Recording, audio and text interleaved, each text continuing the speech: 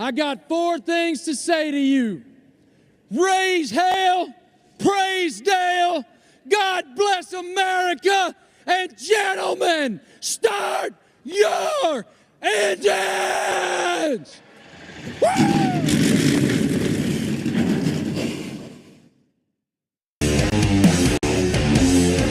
I'm Jeff Gordon, and you're watching Racing America.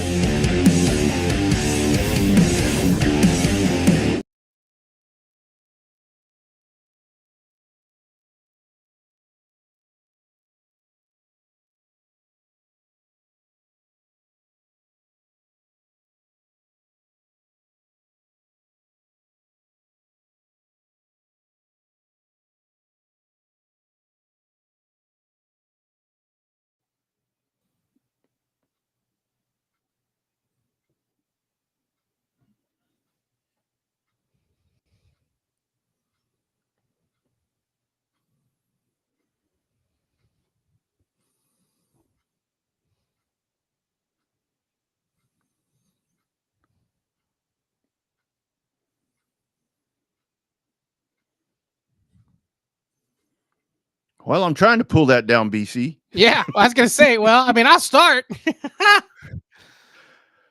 Yeah, I honestly don't know why that won't come down. Boom, there we go. There we go. Hello, everybody. Welcome to your favorite Tuesday night programming.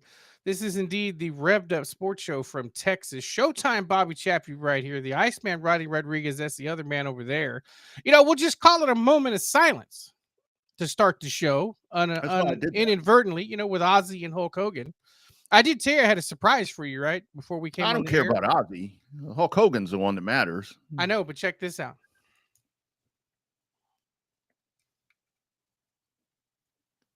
A Hulk Hogan beer? A Hulk Hogan beer. There you go. There you go, right there. Those things, you better get your hands on them while you can. I'm assuming that they'll still make them. But I have 2 cases signed by the man himself when I met him in April. Who brews that? Who brews that? We're up in Pennsylvania. Oh shit! I didn't know if it was Anheuser-Busch or who exactly did that. Yeah, but in... yeah, there you go, man. I'll tell you, it was quite the rush of losses that we had. It's good beer. If I'm drinking it, you know it's good beer. Well, or free, one of the two. No, I have 4 cases, so I got 2 autographed. Went back and bought 2 more. So. Well, you better drink them fast because they can't keep them on the shelves no more. And then it's going to turn into skunk beer. And it's like, yeah, boo, yeah, man. We man, that was quite the run right there of just losing people there all in a row, man. And then now Ryan Sandberg passed away from the Cubs. It's like, man, somebody hit the handbrake here. Jeez Louise. Yeah, a little rough for celebrities and stuff like that. So man, it's been who knows who's next. So it's not been good. It's, you know, I mean, I am proud to say that I was a Hulkamaniac. Still am. You see me wear the t-shirts and stuff now. I've been to the store there in Orlando. The store that apparently, you know, it's bone dry now because of he's sold more beer and more t-shirts since he died than he did the last month he was alive. Yeah. Well, I'll tell you, man, the thing about it is, because somebody was asking me, you know, when Hulk Hogan passed, it was like, so is this the equivalent of when Dale Earnhardt passed away? And it's like, I think from that era, I mean, from that era of both NASCAR and wrestling, to where it's like that was probably the most the figure that you would know if you weren't really in sync with either one of those sports. Yeah. But I think that Earnhardt was different because of the way it happened. Yeah. You know, it is much more tragic. I mean, not that Terry Bollea's wasn't tragic, but it's just kind of different. But I think the emphasis that they had, very similar. I mean, I think kind of puts both sports on the map. Yeah, in the 80s, I mean, they were, you know, I'm surprised there never was a collaboration between NASCAR and WWE. I guess Vince McMahon thought it was too low cut, just too Southern for him to hook up with NASCAR, I guess, you know, because I mean, you've seen Ric Flair and different stuff at different events back in the 80s and early 90s. Yeah. So it's not too bad. I mean, you got The Rock that still comes out and does stuff. He's the Grand Marshal for the Daytona 500 either last year or the year before. Yeah, I was always more, you know, once it came down to once the territories were gone, I was more of a WCW guy. I was never more. the WWF, it was I mean, it changed wrestling for the better. I mean, obviously it put it over with mainstream and so forth, but I was just more. And you remember WCW was kind of involved there in the Bush series for a while, where they had what was that, the 29 car, I Yeah, think had it was? the Steve Grissom car, Yeah, and then yeah. had the Kyle Petty NWO car. Hmm. Yeah, that was kind of more my flavor, was that to where WWF was just more. I don't want to say it seemed fake But because there for a while. yeah, yeah. It now to me, when I became a huge fan of the WWF or whatever, was in the Stone Cold Rock, the whatever they call it, Attitude Era. the Attitude Era. That's when I'm like, okay. And that was a great business plan to where they had to change because of, I mean, you remember the back and forth, the Monday nights and Monday the Night Wars. I outside. loved it. I loved it, man. Oh, It was great. that was so great. I mean, that was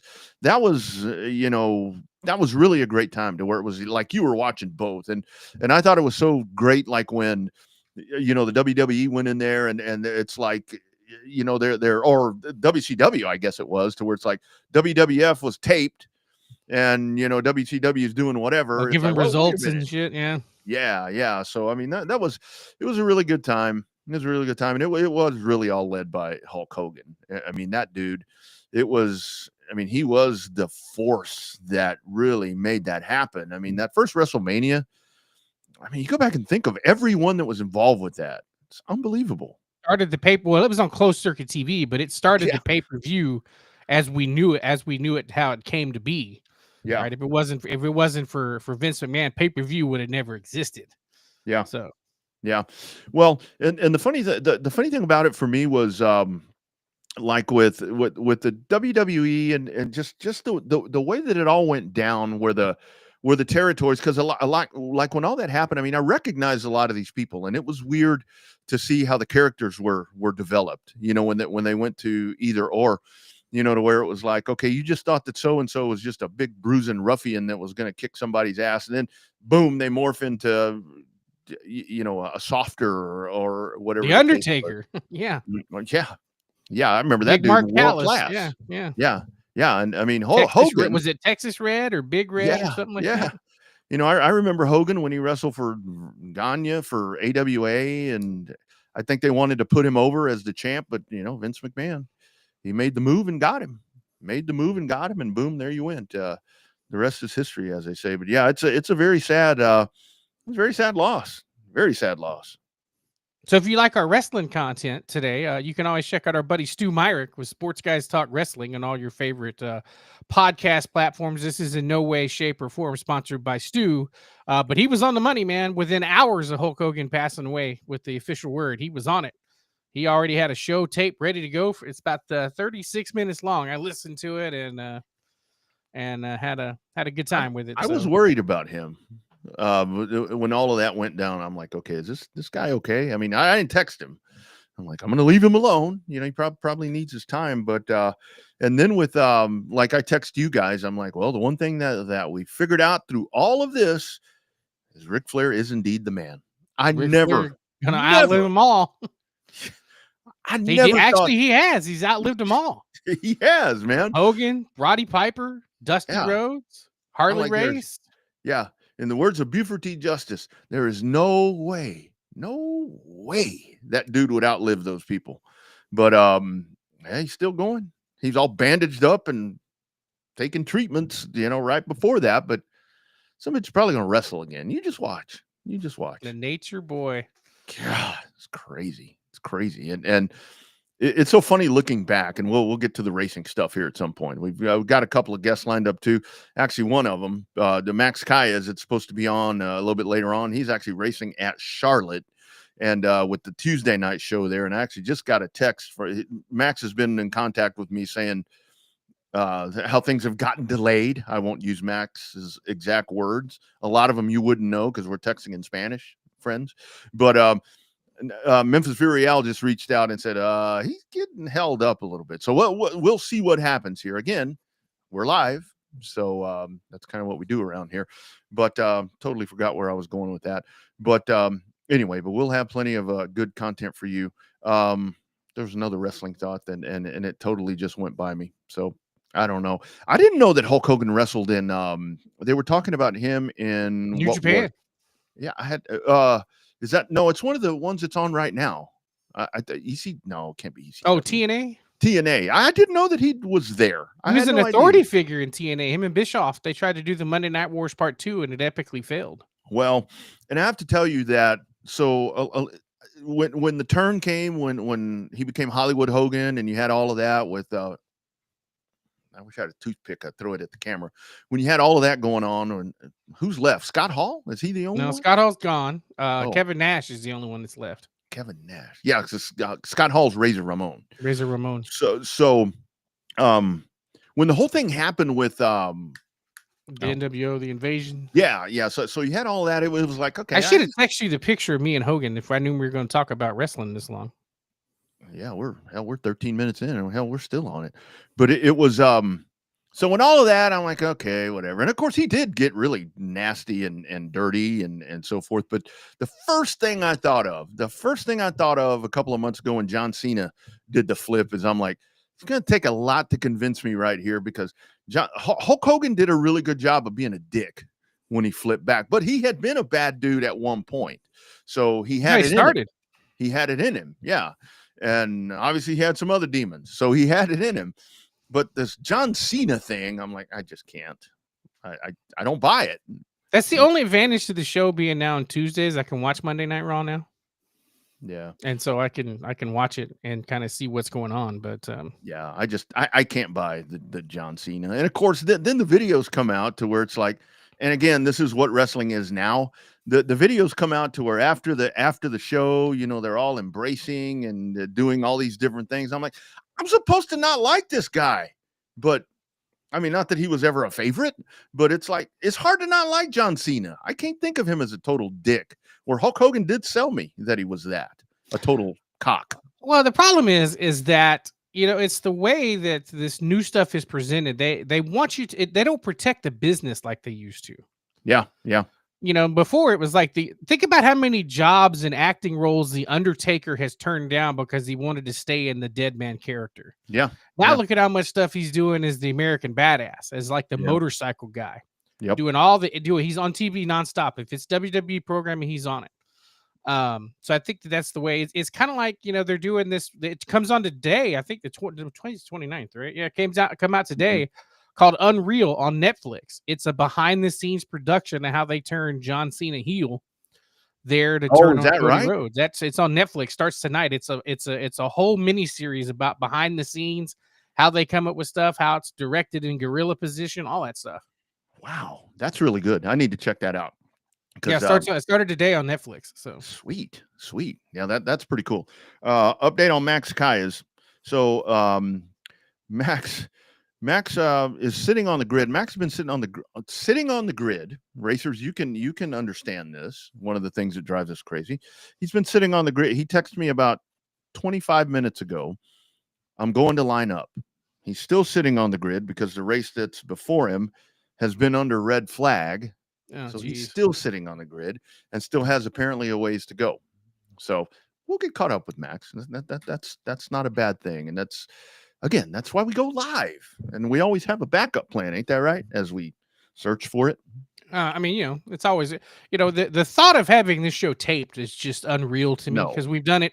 We're coming up on almost 9 years now.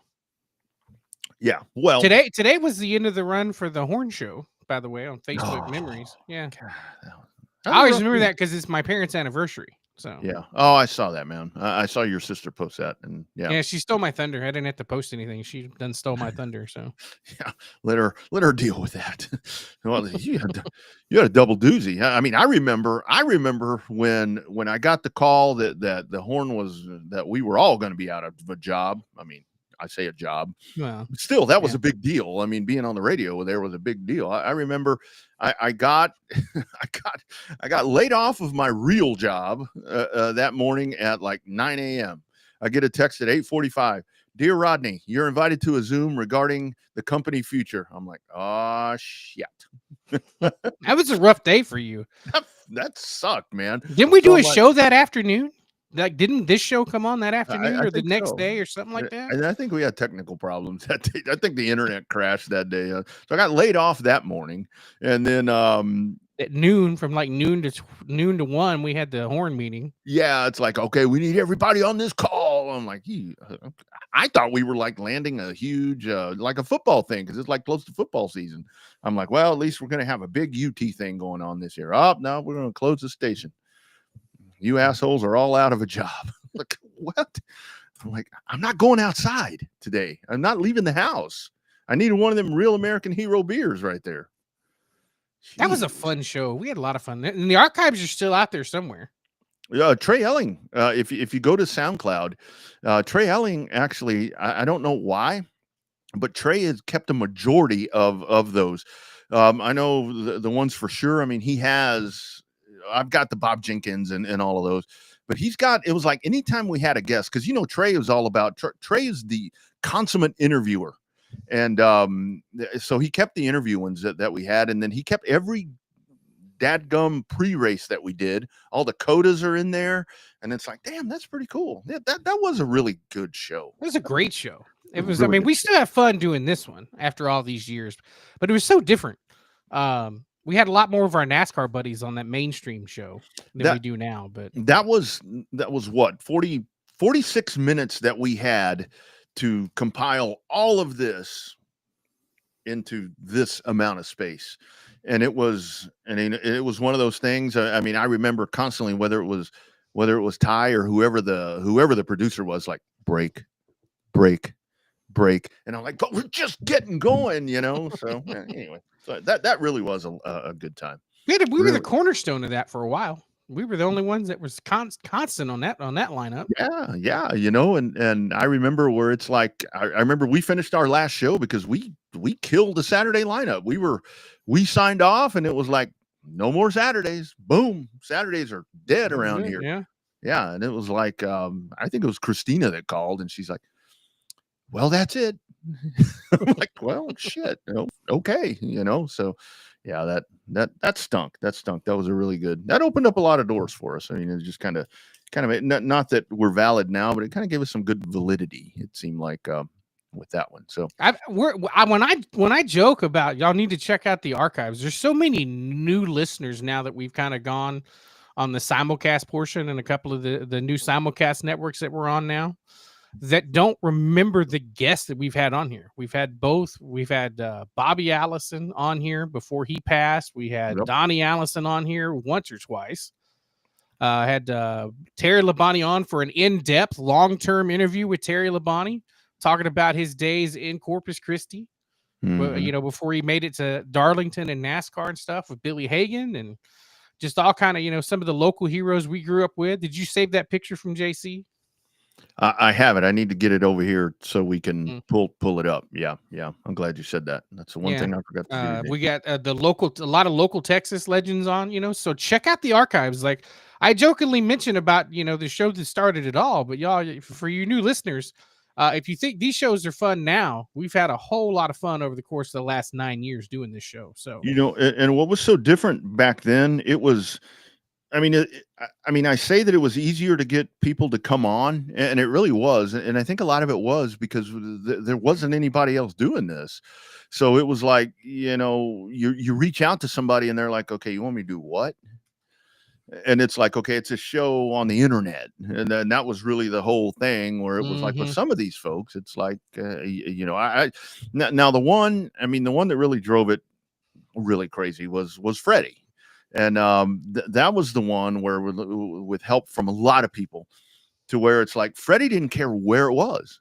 And it's like what we were talking about with Greg Davidson, which, by the way, thank you all for going back and checking out that Greg Davidson show. My God, that thing is breaking all kinds of records. That number just keeps flying up off the whatever. It's like, I don't know. You have to send it to me. I tried to look for it. It wouldn't show me on the number side. Oh my God, that thing is just, and that, but that just goes to the point of how important these folks are, to people, because so many people. And by the way, August the 16th will be that celebration of life for Greg Davidson, and that's going to be over in the Houston area. But we'll get that up on our page, and at some point I do want to talk to Chris. I think it'd be really cool to have him on here and he's been on the show, so many different times, but just get some Chris Davidson thoughts about his dad, now that his dad ain't gonna kick his ass.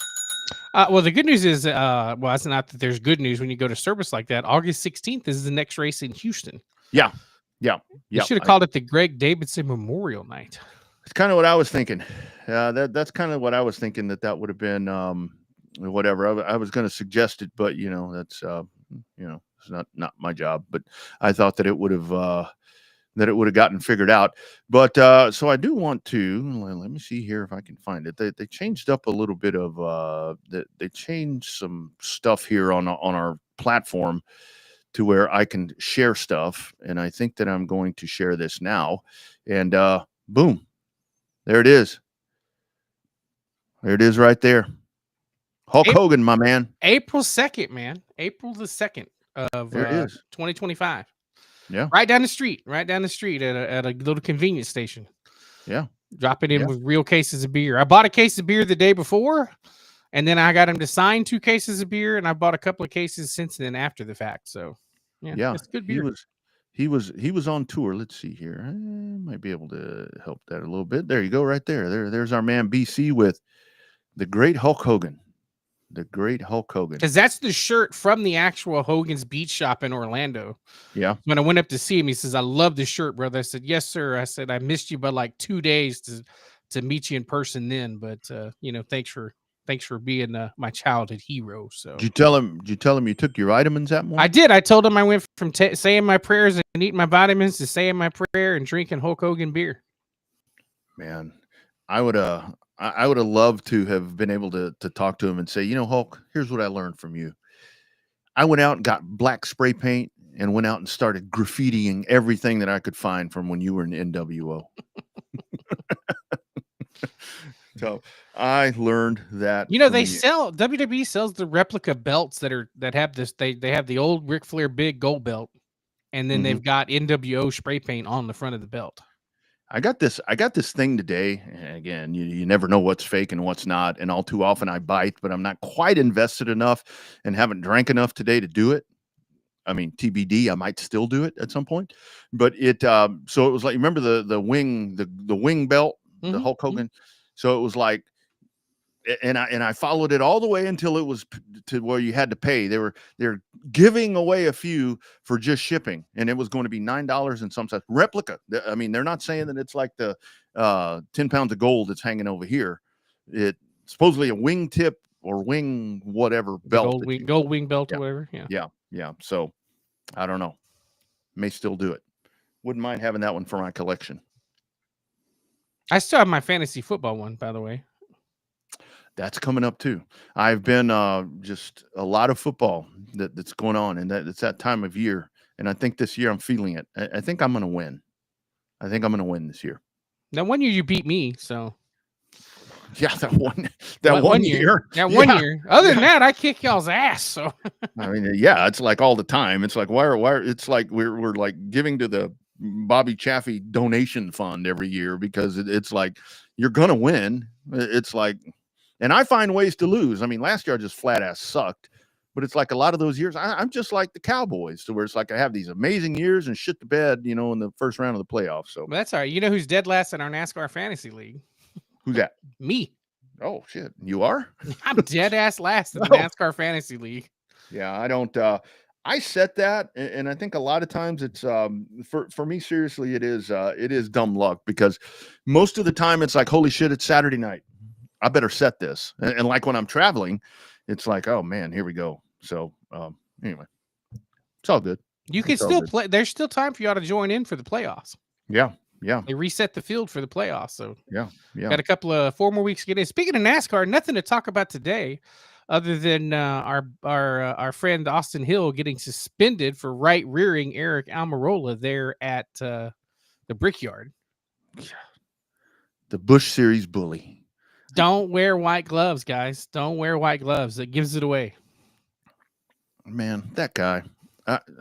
That guy really grinds my gears. And I mean, I don't know. I posted something on Twitter and it's like, well, he can't help it that he's not getting out of the Busch Series. I'm like, it ain't that. It's just that this guy Now this is the guy. I think they need to put him in that sensitive training. This dude's got some anger issues. This guy is like, he was a loose cannon yesterday or Saturday. Oh man, yeah, and that was, I knew it was coming. I don't care what color his gloves are. I mean, when I saw that car straighten up and I knew what had happened, where you could tell what Almirola did right there, I knew that was coming. I absolutely knew what he was going to do, and that was so obvious. Because it looked like it live, like you could see it live, and then as they, just like McMurray and Parker Klingerman were watching it on the replay there on TNT, they couldn't defend it anymore. It was like, oh man. And then of course his wonderful thing telling NASCAR what they could do with themselves did not help his cause at all. Yeah. And that's especially when you right rear somebody and the first thing you key up, I didn't right rear that guy. Yeah. And then then you sit on pit road and tell NASCAR to shove it in a so eloquent way that TNT decides to use that as broadcasting material. So yeah. And that's, after the race, with RC, where it's like, comparing it to the other whatever Dakota deal, not the same thing. Come on, Richard. It's like I see that fire. I mean, I know what he did earlier in the year, to where it's like, our cars, we need to be faster and we need whatever. And as Richard is saying that, as I'm listening to it, I'm like yelling at the screen or phone or whatever it was where I heard it. I'm like, Richard, why don't you gift that fire for Sunday? Give Kyle Busch a car that can win. I mean, get fired up like that. I'm like, I'm so frustrated with RCR, because it's like, man, you guys just race on Saturday. That seems to be all you care about. I mean, that's when you're the best. I mean, one of the best drivers in your fleet. I mean, in NASCAR, in your fleet, and that guy's driving junk. I mean, put Austin in charge of business. He's a great business guy. He does really good with the Carolina Cowboys PBR team. Absolutely. And we know that firsthand. I mean, talking to JJ Gotch, to where it's like, Austin is so sharp and marketing and all that. Well, could use those tools on the race team. Maybe that'll help the performance. I don't know. That whole thing just drives me crazy. But yeah, Austin Hill really is one of those guys that it's hard to like the guy. I know. I mean, you and I have been to media availabilities with him, and there's just got that little chip. There's a difference between having a chip on your shoulder and having the boulder on the shoulder for no reason at all. And Bobby, it's always somebody else's fault, where it's like, oh yeah, I mean, that whole deal right there, I'm sure somehow it's spun to Almirola. And I got to tell you, Almirola did a really good job of where, he composed himself and he spoke. And then at the end, and man, it was just TV gold when Almirola said, that was as hard as when I broke my back. Mm-hmm. I'm like, boom, right there. I said, week off coming up for the Busch Series bully, right there, just off of that line. God, that was good. That was good. So, and as of last check, Childress have said they will not appeal it. Oh, yeah. Well, they're not going to appeal the penalty. So he's going to be stuck between a rock and a hard place. Other news, I read a deal today from some insider sources, not to be named, that there will be some changes coming up at Colleague Racing here pretty soon. Speaking of the One Welcome team, with everybody on the RCR campus with Big Machine Records and Colleague Racing, they're up and welcome. Mm-hmm. There will be changes to the Colleague Racing Xfinity Series program, more than likely involving Josh Williams. That's long overdue. No offense, but it's like, how's he staying there? Money. Did he bring money? He brought in a little bit of money to take that ride. Yeah. That's kind of been my thought right there with the way that Colleague has just vaulted itself into something really, really cool. And it's like, then that dude's still there. I mean, I know he was sick and so forth, but it's like, I don't know. I mean, I don't. Should have gotten better. Yeah. Yeah. It's like that 11 car at one time was kind of like one of their benchmark teams, but I don't quite understand all of that. But anyway, so we're going to do a little bit of extemporaneous stuff going on right here. I think we'll see if this works. let's try this. Let's go to the telephone hotline. We're talking about our man Max Calles, who is stuck over there in Charlotte, waiting for some stuff to happen. They're having an intermission. They're like, the shit show is going to pause, and we're going to have an intermission. So Memphis is like, call this number. Call me right now. And I think it's my metal. Is it Max Calles on the line? Hey, Rodney, how are you? Max, ¿qué pasó? What's going on over there, dude? What are they doing? Do they think they're in Texas or what?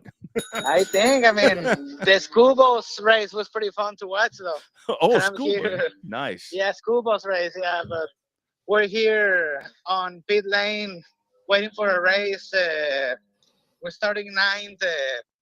We kind of messed up there on qualifying because it rained, and we went out on slicks, and everyone else went out on rain tires. So yeah, I qualified ninth, but now it's dry, so we'll see what we can do here. Yeah, absolutely. So Max, I've seen now with the Legend.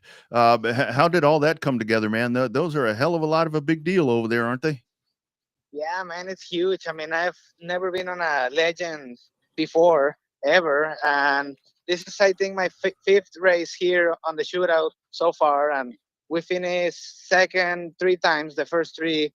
Yeah, I mean, it's been good. I mean, it's a hell of a show here. It's a big event. I mean, there's hundreds of cars. I mean, it's very impressive to see what these guys can put together as an event. I mean, it's a fun deal to be a part of, Absolutely. So Max, is Bobby Hake. Congratulations on running so good with the Legends cars. How bad are the announcers butchering your name out there so far? Some of those guys, they got a little bit more hillbilly twang than I do. They got to be butchering your name. Do they come and talk to you before the races? Yeah, but I mean, you know how that is. I mean, I kind of gave up a long time ago on that, I mean, there's a few people that can do it right, and Ronnie and you are one of the few, I think, that can do it. So, I mean, I miss that for sure. So Max, and I know if you got to go, no más dime, and we'll work with it. So let's talk about MCM this year. So you guys have taken a big step, going off, and I mean, kind of maybe still based here, but getting out and doing different things. Every time I turn around, you've got fleets of drivers and different series and so forth. And now with the Legend, kind of talk about everything that you guys are doing, ahorita. Yeah, well, we moved here officially probably around 2 months ago. I mean, it's been a lot of fun. We've enjoyed it. It's definitely, obviously,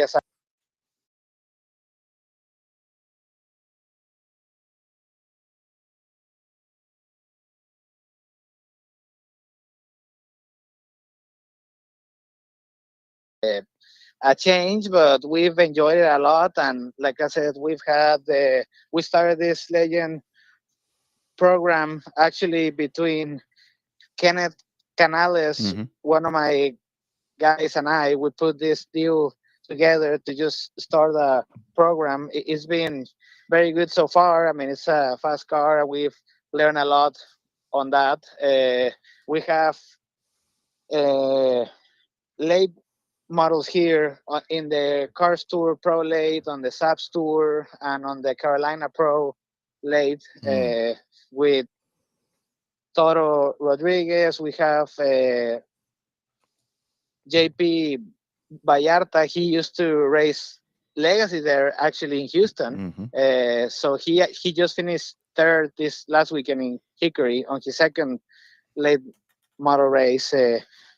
We've had some guys from Spain, Enrique Ferrer, our guy from Houston too. I mean, we've had probably around 6 different guys here, and I mean, we've enjoyed it a lot. They finish good, and yeah, the level is strong for sure, but I mean, it's cool to be here and just be able to travel to different tracks on a short distance, right? I mean, that's kind of fun.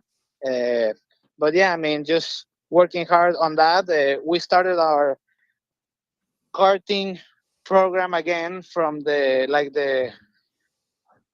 road course carts. So we have that too, to just be in shape with our guys and stuff. I mean, just learn different styles of racing, right? So yeah, I mean, it's been fun.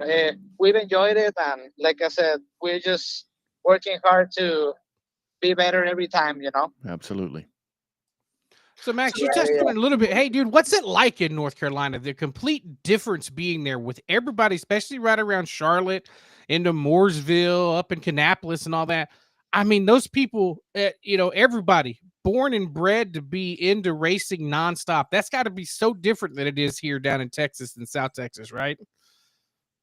Yeah, no, I mean, it's a different scene because here a lot of these guys is their living, right? So I mean, they take this 100%. I mean, literally as their job because that's what it is, and most of them, I mean, it's just a different industry. It's nothing. How to explain it? So it's so much of it, right? That it's kind of like a normal thing here, you know. I mean, everybody races and everybody has some kind of racing background, or they work for a NASCAR team or whatever, right? I mean, it's just the industry is here, so I mean, it's fun just to get to know all this and be a part of it. But I definitely miss Texas, and I hope to go back to Houston this year and run probably, hopefully, at least at 2 of them. I really want to get back on my modified there and just have some fun with our guys, you know. So, but yeah, I mean, it's definitely a different environment, yeah, because like I said, here is kind of like their way of life, like their everyday way of life, right? So I mean, it's cool. And Max, I bet it's got to be different. Like when you were talking about where you've got a lot of tracks that are all together. For one, they're pavement tracks for the most part. But like here in Texas, a lot of people tell me, well, you've got a lot of pavement or a lot of dirt tracks in Texas. And I'm like, yeah, but one's in Corpus, one's in Waco. There's a lot of them in Dallas, and I mean that's a long ass way. Kind of talk to that right there. They're all clustered up, a bunch of like historic asphalt tracks up that way. Yeah, no, I mean, yeah, it's kind of like on dirt in a way in Texas, but yeah, it's a little bit closer together here. Like, for example, we have our shop is in Mooresville, and we have Caraway like 50 minutes, like 45 minutes away, and then you have Ace like 30 minutes more away of that, and then on the other side you have Hickory 30 minutes away. Tri-County is like 15 minutes more. It's like they're literally pretty much together. Like it's like 7 miles away, right? And then you have Florence, you have, I mean, a lot of them, right? I mean, so yeah, it's cool. But at the same time, that also makes it a little bit tough on the industry in a way where, I mean, there's so much of it that car counts are hard to deal with here because you have a lot of tracks racing on the same weekend. It's kind of like on dirt in Texas in a way. But I mean, yes, definitely the car counts are still strong. But I mean, imagine if all those cars will run in one single track in a weekend. I mean, you have 50 cars every weekend, right? So, I mean, but it's cool. I mean, it's a cool deal to race, and yeah, I mean, you have everything here. Millbridge too. I mean, every Wednesday for the micros and all that stuff, and I mean, there's a little bit of everything. So yeah, I mean, it's fun. And also, I mean, this like the legend stuff, right? I mean, it's so big here, and the bandoleros and all that. And I mean, Texas, I'm very impressed and happy how that class has been growing. I mean, it's I mean, 20 cars every race in Houston. I mean, I think that's very promising, and I really hope it grows even more because these cars. I mean, now I understand why all these NASCAR guys race it at some point, because I mean, it teaches you so much. It's you're on the limit, a lot of power for the weight, and I mean, they're fun things to drive. Absolutely. Well, it's got to be fun, Max, because you don't get involved halfway, man. When you jump into it, you jump in with both feet. What all that talk about NASCAR going to Brazil because it's really popular down there. They talked about taking the Clash to Brazil and all of that. how close and how reactive are your drivers from, in Mexico and Brazil and stuff like that? How reactive are they when they hear that NASCAR, the big boys, could be coming that far south? Well, I mean, it's a big hype, definitely. And I mean, I can really say it's gonna be like for sure thing, but I'm pretty sure it's gonna happen. I don't know exactly when, but sooner than we think. But they're definitely gonna go at some point to Brazil, and it's gonna be a huge thing over there. I mean, it's gonna be. I mean, everybody's so crazy about it, and there's already guys wanting to like find rides to race that race, like, and stuff like that. I mean, it's just, I mean, I know whenever it happens it's going to be a huge thing, and I think the US is going to be impressed of the fan base that is over there. That, I mean, it can obviously add value to the brand as NASCAR, right? Yeah. I think one of the things, Max, that you told me a long time ago when it came to whether it was Mexico or Brazil, whichever one, that I think people are realizing now that the Cup Series went and raced in Mexico City. You told me, you said the folks in Mexico think of the drivers as like, airline or Air Force pilots. I mean, they're superstars, they're rock stars, the biggest rock star, the biggest movie star you can find. That's the way that those folks think of the drivers. And coming out of Mexico, that was the one thing that I heard where it's like, we can't believe how the Mexicanos were so excited to have those people racing in their spot. Kind of your thoughts on all of that. Oh yeah, for sure. I mean, it's like pretty much the same as the Brazil thing, right? I mean, the fans over there are so passionate about racing and just passionate about sports in general that, I mean, are like huge fans, and they were super happy and impressed about, I mean, just the event in general, right? I mean, those cars are very impressive to watch, comparing to, like, let's say an F1 that they're kind of used to now. I mean, they're so much more noisy, and the racing is so much closer. And I mean, they were just super hyped up about just the whole event in general. And I mean, I think the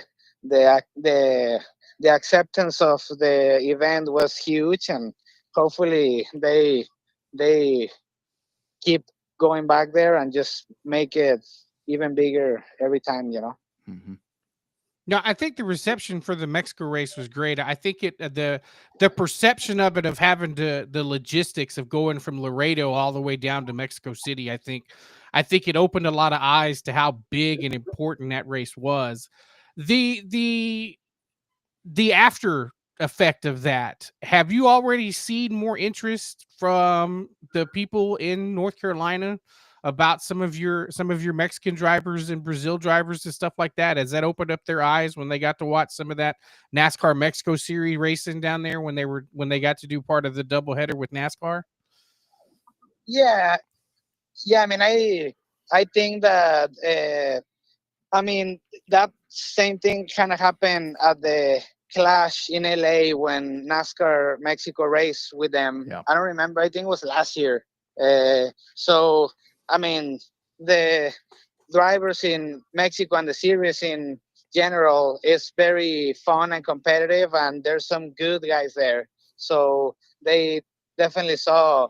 I mean, the amount of talent that we can have, with the right tools and everything. I think there can be good drivers coming out of there to here and be successful, right? I mean, it just takes obviously opportunities and just right timing, you know. Need to put you in a Xfinity car, Max. That's what I'm thinking. You need to go race at Hermanos Rodriguez. That's what I want to see. Last one for me. So the rest of the year for you guys, and I mean, obviously, we hope that you get back to Houston at some point. But I mean, just for you guys, still any particular events that are really sticking out for you guys, for any of your drivers that y'all are looking forward to that are coming up as we kind of get towards the end of the season? Well, I think the next event is this weekend, the throwback at Hickory. We're gonna run the Cars Tour with Toro Rodriguez there on the pro lates. We'll see how that goes. It's going to be a super, super tough race. So Yeah. We'll see. I mean, hopefully do as best as we can there. Then the 16, we have actually an announcement where Tristan Peña, Texas Tornado, is going to race with us at the Cars Tour at Anderson on the Whataburger car there. So that's going to be pretty good. And like I said, just Matthew Remore, actually, the guy that, I mean, he started with us in the trucks in Houston. He raced a late model race a couple of months ago. We're looking forward to have him for a couple more here. And I mean, just a lot of races in the SAPS Tour, some on the Cars Tour and Carolina, and just finish the year strong with whatever opportunity we have to be at a high level, you know. Absolutely. Well, Max, best of luck, dude. Thank you for making time for us. I know that you've been really, really busy. We always love talking to you, dude, because you're one of a kind and you're one of our favorites. So thanks for taking the time to talk to us. Best of luck tonight in the Legends cars, and hell, maybe we'll see you in Houston, or maybe Rodney and I'll come down and see the shop in Mooresville one weekend or something. Come hang out with you, have some cervezas, and watch some racing. Yeah, man. Anytime. I mean, you guys have a home here. I mean, anytime you want to come. And like I said, I appreciate the invitation. And sorry that it was a little bit hectic at some point, but I thought I wasn't going to be able to make it. But it worked out perfectly, actually. I'm the next class here to race, so we should be. I mean, it was perfect timing, right? So, I mean, everything worked out well. And I appreciate the support from everyone there. And I hope to be back in Houston soon. To race there with you guys and just have fun like always, you know. Yeah, and we'll definitely keep track with the race, Max, and we'll let everybody know how it all works out if they can get their shit together over there and get you on the track, my man. So appreciate it, hermano. We'll talk soon, dude. Good luck. Thank you. Have a good one, and thanks for the invitation. You got it, my brother. Guys. You bet. Take care. All right. Bye. You bet. There he goes, the great Max Calles. Hey, another milestone hit tonight. Live from Charlotte Motor Speedway. That's right. Oh man, that's great. That's a hell of a deal they got, and it has been blowing and going like that at Charlotte Motor Speedway, and then they got that big one at Atlanta. Yeah. On Thursday nights. That deal in Charlotte, that Legends car deal has been going for what 25, 30 years there in Charlotte. On a weeknight show, you had everybody. They got Bubba Wallace runs one up there. You got Scott McLaughlin. And SVG or teammates racing a pair of Legends cars against Bubba Wallace and some of those guys. So they just out having a good time. That you talk about some fun on social media is watching or reading the comments and stuff between SVG and Scott McLaughlin about racing Legends cars with Bubba Wallace and some of those other guys, gals, kids, and adults out there at the summer shootout there, the Cookout Summer Shootout there in Charlotte. So.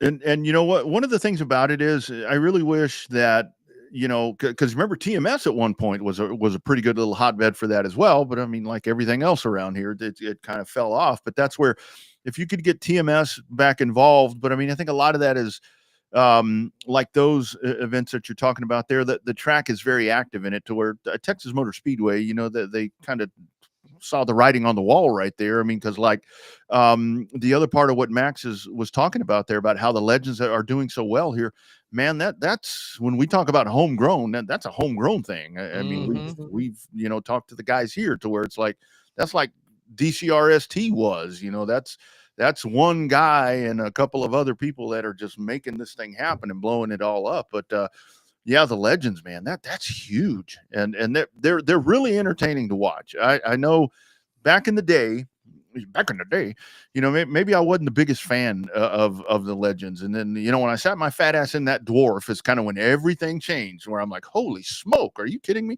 I would love to drive a Legend right now. Those just look like compared to the dwarf. I mean, the dwarfs now are a lot different than the dwarf that I have, but it's like I just think that those would be so cool. I think they'd be so cool to drive, and I'm glad that division once again is doing what it's doing. I got a feeling that Jamie Call could probably hook you up racing a Legends car in Houston. Think of the promotion. You thought we could do some promotion with you Texana Raceway Park. Yeah, Think about what yeah. we could do with the promotion of you coming back into a legend car at So- Houston Motorsports Park. Because I think with dirt, I think we pretty much had the expectation what was going to happen, you know, and it was, I remember after the second time I drove the dirt car, Riley Heil came up after practice. She's like, "You won practice." And I'm like, that's probably going to be the highlight because nobody passed me is pretty much what she was saying.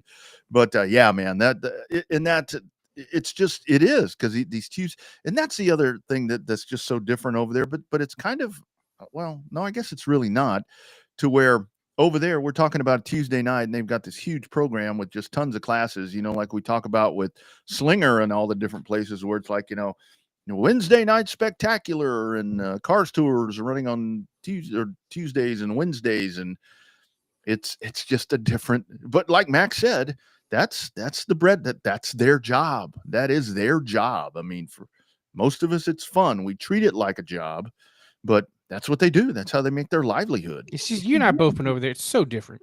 Oh, totally different. It's so the atmosphere at a racetrack is. There's still people that go there to have fun. But it is a business trip when you go to like the legend stuff. When you go to Millbridge, some of those poor kids, you know, it's like you think some of the parents are hard on the kids that play softball, baseball, little league type of stuff like that, pee-wee football. Some of them parents, man, those poor kids are putting up with some parents that think the kid may not be the next Jeff Gordon, but the parents think so. And those kids put up with a lot over there. There's a lot of stuff. I mean, and it's that way in every sport, but man, it's tough when you see a kid trying to give his all. You know, that's why I like the setups that, you know, with our friends where we've seen that third and fourth generation of racer come through, like with Case James starting out in a quarter midget, Mason Teague and Myatt in a quarter midget. You got Logan Jake's kids, Logan's kid or Logan. Bruce's grandkid, right? Yeah, Logan Wright, you know, coming in being a fourth generation racer. So yeah, it's cool to see that, but at the same time, man, when you get over there, it is just brutal over there. But there's still people trying to have fun. And I'll tell you, and that's the thing about over there, that like when you have a street stock class, it is a street stock class. Those people, they are just out there for fun. I mean, they're I mean, they want to win as bad as anybody else, but they know they know where they are. And you don't have all of these different things that you have in other parts of the country, like here, where it's like all of this money that's in the, yes, it happens. It does happen. But it's just over there, if you want to spend a lot of money, you do it in something else. And that's a great thing about, like, when we talk to Boo and them with the Star Superstock Tour, to where it's like, here's the rules, follow them. All this other happy horse shit you want to do it somewhere else. You do it somewhere else. I mean, that's where it's very different. And I think that's a lot of what put us in the spot that we are here with Pavement. And to your point about the pressure on the kids, I think, like, when we see these young kids that don't have respect for equipment and aren't doing, I think a lot of that is because the parents here, there, everywhere are just so hard on them. You go out and you do whatever you have to do, and I think that you learn that way, and it just never goes away. I mean, it never goes away. Yeah, I think because that's part of the mentality. Like, the parents are like, or the funder, whatever you want to call it. We usually say parents, but it could be the funder of those rides doesn't care how many cars you take out to get that checkered flag, because they got enough money to buy a new one. Yeah, and another one after that, and they don't give a shit how much shit you tear up to get there. And so, it sometimes is a black eye to the sport. We can have a full-fledged conversation and have all kind of social media stuff getting fired up about it, but it's not going away. And as we said on the show many times, it's always been about money. Pepsi Cola and Mountain Dew would have paid Darrell Waltrip any amount of money. He said, write the check to get him to go from Gatorade over to Pepsi and Junior Johnson. Yeah. It's always been about money. Yeah, and that's why I tell that story all the time about the deal with me, to where once I again, very, very much different scale, but I can only talk from personal experience to where when I started racing street stocks, I'm like, damn, if I use the nose, I can like pass, quarter mile tight racetrack. It's like, man, you got a really strong front end. If you move people out of the way and run them over and, whatever, man, that works. I mean, that's what you have to do. And of course you're tearing stuff up because you're causing problems. And I did that a couple of times. And after the second time, of replacing upper control arms and replacing ball joints and replacing all these different body panels and shit that I'm not the most skilled at doing. And I'm not skilled at it at all. Dad's doing all this. It's like, look, the next time you do it, the next time that you want to do that, you're changing all this shit, and that car will be back out when you have it ready. And I watched him do it, and I'm like, I can't do that. Yeah, I mean, it's like, and it's one of those conversations that needed to be had to where it's like, if something happens on the track, I totally get that. But if you're going to get out there and be a dumbass and just do those things, that's not how you race. That's not how you race. So how's the enduro car coming? Any update on that after you put the motor in it? I don't ask. There's that's for me to know, and I'll know when it's time for me to know. So anyway. SuperTech 600 coming up. No pressure. Well, they got the one coming up. They got the 100. They got the 100 coming up on the 16th. That's the one Dad ought to race because it's 100 laps. Yeah. Not all that well. I mean, he's in fine shape. I mean, he could probably run 100 laps before I could. So anyway, yeah, I don't know. Just curious. I ain't heard anything about it. Seen any pictures, so I don't know. Yeah, well, there's been some. Well, you've had some family. Had some folks kind of under the weather and so forth. So it's kind of taken priority. And that's the other thing that we've learned after all these years, where it would have been in the past, 30 years ago, so and so's not feeling well or not doing well. Oh, they'll be fine. Let's go get the car ready. That's the way. That's like the racers around here. Oh, the rent's due. That's all right. We got to go get tires. The rent will get figured out. That's kind of the way all that works. Speaking of short track racing and so forth, Stuart Friesen, and this to the other conversation we had the news today. Stuart Friesen, that dude got jacked up. Did you see that, Rick? Good Lord, got man. T-bone from the roof. And this is where I go. I understand the passion and I understand all of that, but it's like, and from some of the stuff that I've read in a couple of different places, it's like, man, that racetrack's kind of not the most, obviously it doesn't have safer barriers, doesn't have all that stuff, but it's like, I don't even think it had a tire at the end of that cement wall. He did what Steve Klestanek did at Austin. He did the old, into the concrete or steel, or I doubt it's concrete probably, but it's like, at some point, and I get the whole thing. I think that one reason that Christopher, you asked him at the press conference at COTA, to where I think one of the reasons that he fired off so great this season was all the dirt track racing that he did. But he managed late model racing with Donnie Wilson too. Yeah, and he managed to avoid not getting hurt. But like even Larson, Larson had that hellacious crash, during his drought right there after the double, and it's like, at some point, I get it, but this is your livelihood. Don't go run them janky places, especially in a dirt late model. Holy smoke. That was scary. That was real damn rough. Fractured pelvis in more than one spot and a fractured right leg. They didn't say where, but he's got basically a broken pelvis in more than one spot and a broken leg out of that deal. Which, if you saw that wreck, it's all over social media. You can find it if you go to look for it. It was that hit against the wall or the whatever that was rough enough. But then when he comes back on the track and basically gets T-boned while he's in the air on the top side, like it was rough. Like it was, but he was awake and alert at the racetrack. He was just in a lot of pain. I'd never broken a pelvis, but I can only imagine how much that hurts. Oh God. And I've gotten some dinged up ribs before. I've never broken one, thank goodness. But it's like the rib is one of the things to where it hurts to laugh. It hurts to, if something's not right there, it hurts to laugh. Take a breath, hurts to smile, take a shit. Whatever you're doing. And I can only imagine the pelvis. And I saw some people on social media. Well, what about the truck playoffs? Well, he's not going to be in them. No. He's not going to race for the rest of 2025. That dude's going to be lucky to race at Daytona. And that's That's Stuart Friesen. I love that guy. Jessica. I mean, that's a great team right there. But it's like that's just kind of his luck, isn't it? It's like he's had some pretty bad luck here the last 2 years. Yeah. It's like you got it. You got the win. You got your team in the playoffs. Part of me is like, don't race at the dirt track. Just don't. Just don't. I don't know. Sometimes racers are their own worst enemies. That's right. But yeah, all the best to Friesen there. He's They said he's feeling better. I don't know how much he must have been feeling really bad if they said he's better. God, yeah. That sounds horrific. But we got a great weekend coming up. We'll get to that in a minute.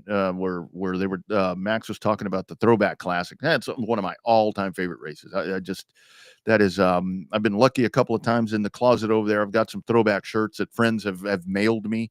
By the way, if anybody's going, mail me another one, XL, please, because those, man, that just, and the schemes this year look really good. They keep announcing them. Yeah, you keep seeing them on social media. They do 3 at a time, basically. Our man, Caden Honeycutt. Yeah. Running a David Pearson throwback scheme with Cook Electric. Absolutely. Looking sharp, some of those. But before we preview what's coming up, kind of what we just went through, one of my favorite listens every week, and I guess he does this. I don't think he does it every day. I don't catch it every day, but it is Coffee with Kenny, with our man Kenny Wallace, because he just kind of, that's one of those guys where he was in NASCAR media, and you and I have talked about where NASCAR media, it's like, it's a very fine line. I think that you have to walk, and I get that, but I watch a lot of NFL too, and there's a lot of people that talk about the NFL that don't toe the company line. I think that's why I'm so soured on so much of that. But Kenny was, and I even posted something on Lone Star Speed Zone about, Bubba Wallace. I'm just like jabbing at people about the Bubba Wallace thing. I know I'm overcooking shit, and I just like to get people fired up. But the whole thing about nobody's there, nobody's at Indianapolis, nobody's there. Kenny Wallace's thoughts, and think about this. Think about everything that Kenny Wallace is about to say the next time that you're going to say nobody's at the track. Here's Coffee with Kenny from Monday.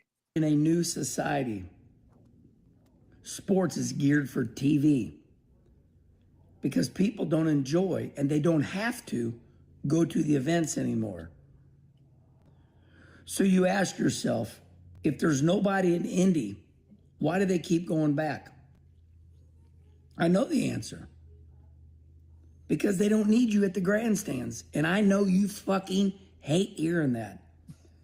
You hate it because you think if there's no people in the grandstands, you're going to get a prize. Look, there's nobody in the grandstands. Well, number one, you're not there, but you're watching it on TV. Let's think about it. If you're saying, look, there's nobody in the grandstands, that means you're watching it on TV. So you paid, and NASCAR got your money. And you think they didn't, but you did. You paid to watch that TV. I mean, is that any more? Is there a better way to say it? He even threw an F-bomb in there. Sounds like some of the stuff that we can catch on our replays and in the archives. Yeah. The pandemic proved one thing very, very clear. Now, yes, the Indy 500 purse got cut by a lot because you're losing out on a gate of about 350,000 people. That TV rules this sport. Whether we want to admit it or not, there's been talk about TV wanting a different style of playoff potentially coming up next year. Whatever the case may be, you probably won't see it in 26. I bet we see something changing in 27. But when the pandemic hit and NASCAR was the first major sport back, they were able to run these races without fans. That shows you how much money and control that the television partners have. Yep. Wednesday night racing from Charlotte, because there was nobody there. You know, you could, there wasn't anything else on, so you get to watch NASCAR racing, you know, in the middle of the week, Wednesday, Thursday night. That was because the power of the television.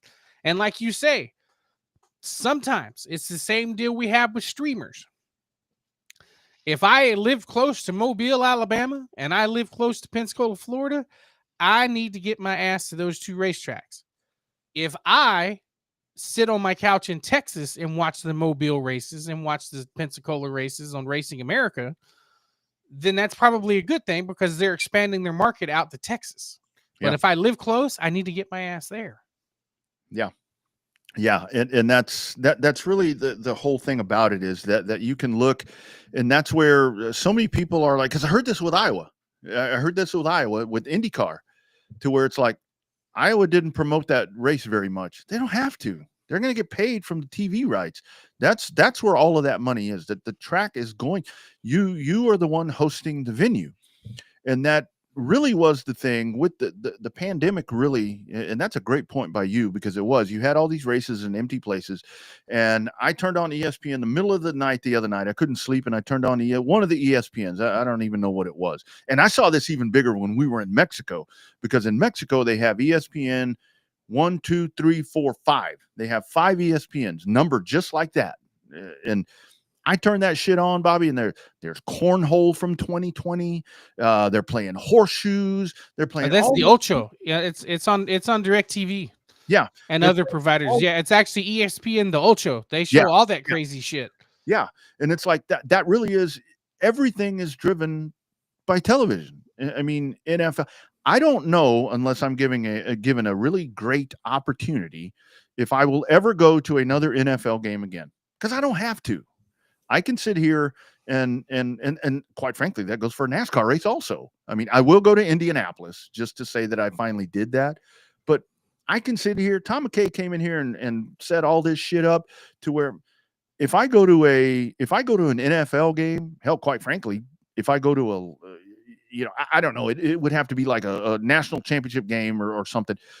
I would be disappointed because I'm not going to get the same effect that I have right here, because I don't have a vested interest in any football team other than that I have to report and talk about one all day. But I can do that here because it's a better view. So and better replays, better sound, yeah, and cheaper beer. I mean, all of that. But it really is that he's right, and people are going to take that, and it's a business decision. The track don't care if you go or not, because they are going to make their money because you're watching it there. And you're only giving them more run because you're going to sit there and bitch and complain and talk about the race. So it's like, okay, that's great. Tracks are happy. That's their revenue. And that's a great model for the tracks from NASCAR. You know, I think that's genius. Indy wish they had that model. Oh, IndyCar wishes they had the NASCAR model. Yeah. Yeah.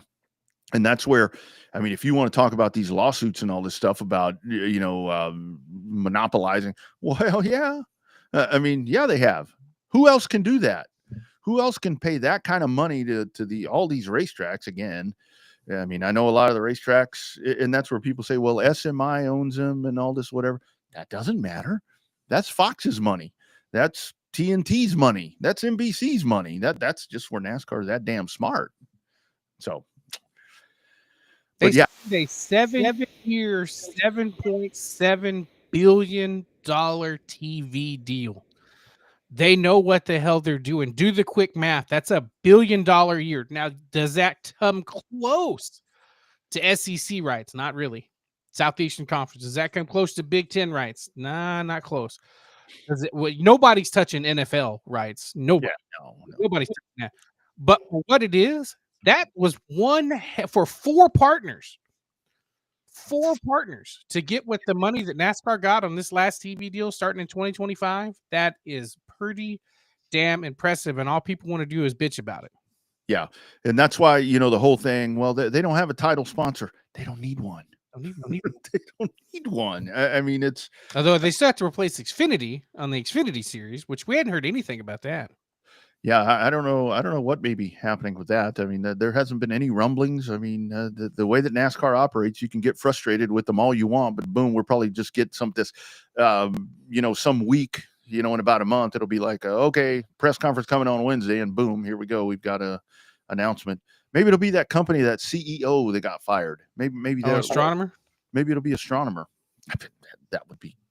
That'd be genius if NASCAR could pull them in. Genius. They had the the lead singer in Coldplay, their ex-wife, Gwyneth Paltrow, is their that's their new spokesperson over at Astronomer. I saw that. That is a genius PR move. And the whole thing is, I mean, it sucks for Mrs. Astronomer's whatever her name is. I can't think of the dude's name. It don't suck for her because she's getting 50% everything that guy's got, if not more than that. It was probably not a good relationship anyway. And she's like, thank you. She had probably called, Thomas J. Henry at some point, and it's like, okay, I got to figure out how to get out of this, but I'm going to need to do this, and boom, there you go. Done. God, what a mess. Yeah. Astronomer. God, I didn't even know what that was. When I saw Astronomer, I thought that it would like the dude was an actual astronomer. Yeah. I thought he was an astronaut. I'm like, that guy doesn't look familiar, but, God, I tell you, social media just took off with that one. It's like, dude, it's everywhere. The only thing that took off from that is all the Hulk Hogan memes after that. Yeah. It's like, holy smoke. I tell you, we're an easily entertained society, aren't we? To where it's like that kind of shit happens and it just goes on. But and this is your life. This is where we talk about Hulk Hogan passing away and all the deaths that we've had. I mean, things can change that fast because, hey, I became a really big fan of Haley Welch, the Haktua girl. Mm-hmm. I still think she's great, but everybody hates her. Everybody hates her now. Her 15 minutes of fame ran out in about 13 minutes. And that's where, like, even with that, I don't even know where we're going at this point, but it's like when I see all that, I'm like, okay, you're dumb enough that some girl that you've never heard of tells you to spend money on whatever she was peddling, coins, and your dumb ass did it, and you're going to be mad at her. Come on, man. Oh, God. I don't. It's a crazy world, and that's why I like with racing. It's like the stuff that we see. It's like that's just part of the way we're wired these days, right? I don't know. Herman also had some thoughts on Bubba Wallace because and look, I'm here to tell you that dude. It's very easy for him to rub you the wrong way because, like, even before races, when they go up and ask him something, and a lot of that for me is like, well, maybe he's nervous. I don't know what I know that, I mean, if I were going to race tomorrow, even after years and years and years of being behind the wheel of a car, I still get a little edgy and I kind of want to be left alone, but that's not what happens in the NASCAR Cup world. But that dude has the tendency to just kind of make you want to, with the way he acts. But so Kenny had some thoughts on Bubba Wallace as well on coffee with Kenny. And I wonder what Kenny really has in that coffee. That whole situation. Okay. What I mean by that is that wasn't his deal. That was not his deal. All of a sudden it just got plopped right on his doorstep. So I don't even pay attention to that whole situation that happened at Talladega. It's like la. It's like, man, he's the one and only. Bubba's the one and only, and all of a sudden, the whole world turned on him and hated him. I definitely did not like that. I did not like the angry mob coming at one man. Just imagine for a minute you being one person in life and an angry mob just coming at you when you're like, whoa, what the hell happened here? At the time everything went down at Talladega, he wasn't even at the racetrack. That whole thing goes back to kind of the preface of that is I can totally understand not liking him because of and that thing there. I mean, whatever, kind of like what Kenny's talking about right there. But it's like I can understand you not liking him, but it was just a total shift and I did see a little bit after Sunday. That dude earned that win. I mean, he held off the best damn driver in my opinion in the world on Sunday. Well, and the other people showed it too, like his competitors, his colleagues. When they were coming up and congratulating him after the win in the cars, and then how many people actually came up to him after the races was over in victory lane, and when they were about to kiss the bricks and stuff like that. So he's somewhat liked. I don't know if we can say well liked. He's got his close niche, set of guys. But I mean, I think it was a popular win, and I mean, the only thing missing there was Michael Jordan. But Jordan ain't gonna show up to no races. They're in the middle of a lawsuit, so. Yeah, that's the other part about that, and that was like you and I were texting to where, and I told you I'm like somebody's going to jump out and say this is the first brother that's won a race at Indianapolis, which that's a big deal. I mean that really is a big deal. ESPN finally jumps on it like 2-3 hours later. It took 3 hours for it to go mainstream. To me, the bigger deal is what you said. I mean, I don't care what color he is. The charter thing. Yeah, the charter, the first unchartered team to win a NASCAR Cup Series race. Yeah, I mean, to me that's a bigger deal. I mean, if we really want, if the media really wants to be fair, I mean, judge it by that, because I know they have the sponsorship. I know that the money's all there. I know they have the Gibbs backing and TRD. Yeah, that's all there. But the matter of fact is that a non-chartered team just won a Triple Crown race at that. And I mean, I would have somewhere they talked about how much money he lost. Like they lost like a third of the purse. Yeah. Yeah. And the other thing about it is I think what makes that win so even better for him, Bubba Wallace, again, I mean, the first African-American driver, that's great. But the fact is, if I were going to, when all this was going down, my whole thought was, well, Reddick's going to be fine. He's close enough in points, and he's probably going to win a race before we get to the end anyway. Bubba was the one, because you remember as this was going on, there were a lot of people saying, well, you think somebody could come poach Tyler Reddick? Yeah, somebody could get him to break his contract and go drive for a charter team. There's no mention about Bubba Wallace, where I'm thinking, Bubba Wallace you want to talk about Bubba Wallace being an asshole. If I'm Bubba Wallace, I'm waiting for him to come out and say, what about me? So is hey, Indy, nobody there. Bubba wins. Hey, everybody's happy. Sure were a lot of people that claimed they didn't watch it had an opinion about that winner.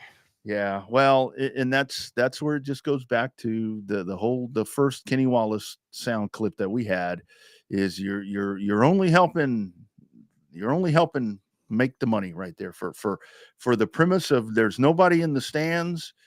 You're in the stands because you're paying. You may not be, you don't have a ticket to show for it when it's all said and done. You don't have a keepsake. You don't have any of that, but you're padding the pockets of NASCAR. Because that's, and the tracks, which whether is good. Whether you're sitting in the Barker Lounger or you're sitting in this grandstand, if your eyeballs are watching a car run around that racetrack, it's the exact same thing nowadays. Yeah.